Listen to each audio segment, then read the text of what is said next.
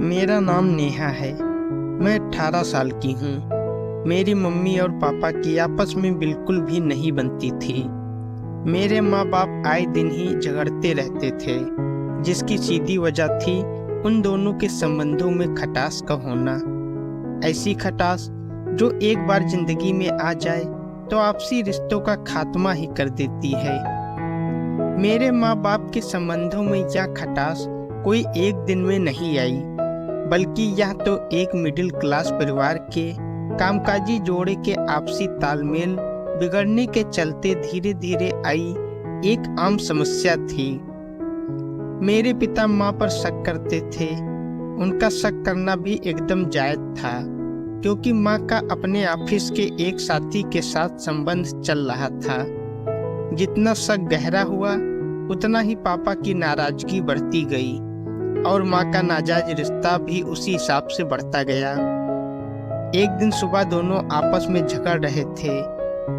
जब दोनों साथ नहीं रह सकते तो तलाक क्यों नहीं दे देते एक दूसरे को। मैं बिस्तर से उठते हुए झुंझुलाते हुए बोली। मैं जब तक अपने कमरे से बाहर आई तब तक वे दोनों काफी हद तक शांत हो चुके थे। शायद वे किसी फैसले तक पहुंच गए थे। तो ठीक है, मैं कल ही वकील से बात कर लेता हूँ, पर नेहा को अपने साथ कौन रखेगा? पापा ने माँ की ओर घूरते हुए पूछा। मैं समझती हूँ नेहा को तुम मुझसे बेहतर संभाल सकते हो, माँ ने कहा। तो उनकी इस बात पर पापा भड़क गए। हाँ, तुम तो नेहा को मेरे पल्ले बांधना ही चाहती हो, ताकि तुम अपने उस ऑफिस वाले के साथ गुलछर्रे उड़ा सको और मैं एक जवान लड़की के चारों तरफ एक गार्ड बनकर घूमता रहूं। पापा की इस बात पर माँ ने भी तेवर दिखाते हुए कहा, मर्दों के समाज में क्या सारी जिम्मेदारी एक माँ की ही होती है? माँ ने गहरी सांस ली और कुछ देर रुककर बोली, हाँ, वैसे नेहा कभी कभी मेरे पास आ सकती है। 1-2 दिन मेरे साथ रहेगी तो मुझे भी ऐतराज नहीं होगा। माँ ने मानो फैसला सुना दिया था। मैं कभी माँ की तरफ देख रही थी तो कभी पिता की तरफ। मुझसे कुछ कहते ना बना, पर मैं इतना समझ गई थी कि माँ बाप ने अपना अपना रास्ता अलग कर लिया। शाम को जब मैं कॉलेज से लौटी तो घर में एक अलग सी शांति थी। पापा सोफे में धंसे हुए चाय पी रहे थे, जो उन्होंने खुद ही बनाई थी। उनके चेहरे पर कई महीनों से बनी रहने वाली तनाव की सिकन गायब थी। मुझको देखकर उन्होंने मुस्कुराने की कोशिश की और बोले, देख ले, तेरे लिए चाय बची होगी, ले ले और मेरे पास बैठकर पी। मैं पापा के पास आकर बैठी तो पापा ने अपनी सफाई में काफी कुछ कहना शुरू किया। मैं बुरा आदमी नहीं हूँ, पर तेरी मम्मी ने भी तो गलत किया था। उसके काम ही ऐसे थे कि मुझे उसे देखकर गुस्सा आ ही जाता था।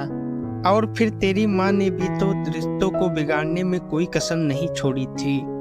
पापा की बातें सुनकर मुझसे भी रहा नहीं गया और मैं बोली, मैं नहीं जानती कि आप दोनों में से कौन सही है और कौन गलत है, पर इतना जरूर जानती हूँ कि शरीर में अगर नासूर हो जाए तो ऑपरेशन ही सही रास्ता और ठीक इलाज होता है।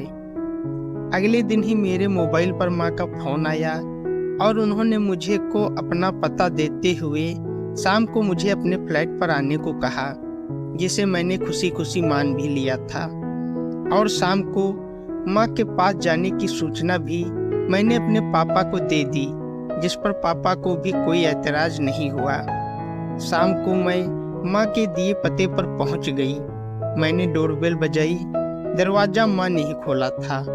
अब चौंकने की बारी मेरी थी। माँ गहरे लाल रंग की साड़ी में बहुत खूबसूरत लग रही थी। उनकी मांग में भरा हुआ सिंदूर और माथे पर बिंदी। मुझको याद नहीं कि मैंने माँ को कब इतनी अच्छी तरह से श्रृंगार किए हुए देखा था। अरे, अंदर आने को नहीं कहोगी? नेहा से माँ के पीछे से आवाज आई। मैंने आवाज की दिशा में नजर उठाई तो देखा कि सफेद कुर्ता पैजामा पहने हुए एक आदमी खड़ा हुआ मुस्कुरा रहा था। मैं उसे पहचान गई। वह माँ का ऑफिस का साथी विकास था। माँ उसे पहले भी घर ला चुकी थी। माँ ने बहुत खुशी खुशी विकास से मेरा परिचय कराया जिस पर मैंने कहा, जानती हूँ माँ, पहले भी आप इनसे मुझको मिलवा चुकी हो, पर पहले जब मिलवाया था तब ये सिर्फ मेरे अच्छे दोस्त थे, लेकिन आज मेरे सब कुछ हैं। हम लोग फिलहाल तो लिव इन में रह रहे हैं और तलाक का फैसला होते ही शादी भी कर लेंगे। मैं मुस्कुरा कर रह गई थी। हम सबने एक साथ खाना खाया। डाइनिंग टेबल पर भी माहौल सुखद ही था। माँ के चेहरे की चमक देखते ही बनती थी। मैं रात को माँ के साथ ही सो गई और सुबह वहीं से कॉलेज के लिए निकल गई। चलते समय माँ ने मुझे 2000 रुपये दिए और कहा, रख ले, घर जाकर पिज्जा ऑर्डर कर देना। कल से लेकर आज तक माँ ने मेरे सामने एक आदर्श माँ होने के कई उदाहरण पेश किए थे, पर मुझको यह सब नहीं भा रहा था। फिलहाल तो मैं अपनी जिंदगी खुलकर जीना चाहती थी, इसलिए माँ के दिए गए पैसों से मैं उसी दिन अपने दोस्तों के साथ पार्टी करने चली गई। नेहा, आज तू यह किस खुशी में पार्टी दे रही है? राखी ने पूछा। बस यूँ समझो कि आज़ादी की पार्टी है, कहकर मैं मुस्कुरा दी थी। सच तो यह था कि माँ बाप के अलगाव के बाद मैं भी बहुत रिलैक्स महसूस कर रही थी। रोज रोज की टोका टाकी से अब मुझे छुटकारा मिल चुका था और मैं अपनी जिंदगी अपनी शर्तों पर जीना चाहती थी। अब मैं अपनी मर्जी की मालिक थी। मेरी एक लड़के राहुल से दोस्ती हो गई। राहुल स्मार्ट था और पैसे वाला भी। वह मुझको गाड़ी में घुमाता और खिलाता पिलाता। उसकी संगत में मुझको भी सिक्योरिटी का एहसास होता था। एक दिन राहुल और मैं एक रेस्टोरेंट में गए। राहुल ने अपने लिए एक बियर मंगवाई और मुझसे पूछा, तुम तो कोल्ड ड्रिंक लोगी ना नेहा? खुद तो बियर पियोगे और मुझे बच्चों वाली ड्रिंक? मैं भी बियर पीऊंगी। कहते हुए मेरे चेहरे पर एक अजीब सी शोखी उतर आई थी। मेरी इस अदा पर राहुल भी मुस्कुराए बिना न रह सका और उसने एक और बियर ऑर्डर कर दी। मैंने बियर से शुरुआत जरूर की थी, पर मेरा यह शौक धीरे धीरे विस्की तक पहुंच गया था। एक दिन जब हम दोनों मिले तो राहुल ने एक सुर्ख गुलाब मेरी तरफ बढ़ा दिया और बोला, नेहा, मैं तुमसे बहुत प्यार करता हूँ और तुमसे शादी करना चाहता हूँ। यह सुनकर ग्रुप के सभी लड़के लड़कियां तालियां बजाने लगे। मैंने भी मुस्कुराकर राहुल के हाथ से गुलाब ले लिया और कुछ सोचने के बाद बोली, लेकिन मैं शादी जैसी किसी बेहुदा चीज के बंधन में नहीं बनना चाहती।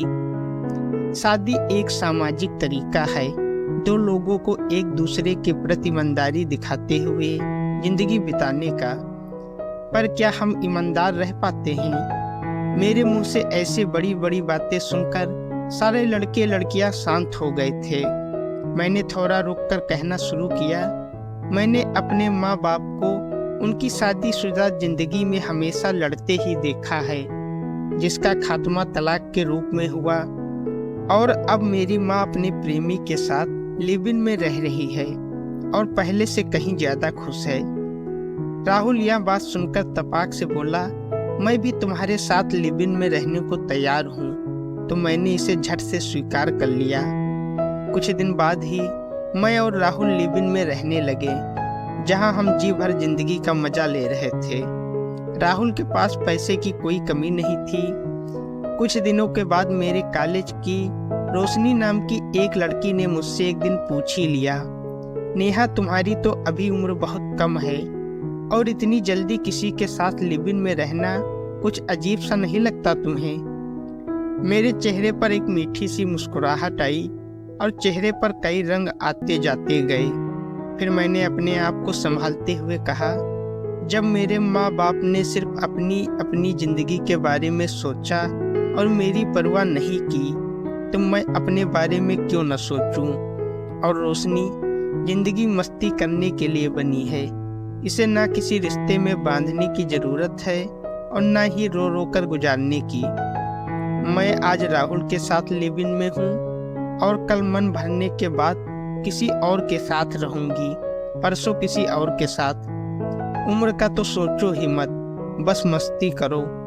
मैं यह कहते हुए वहां से चली गई, जबकि रोशनी अवाक सी खड़ी रह गई। मैं सोच रही थी, तितली कभी किसी एक फूल पर नहीं बैठती, वह कभी एक फूल पर तो कभी दूसरे फूल पर, और तभी तो इतनी चंचल होती है और इतनी खुश रहती है।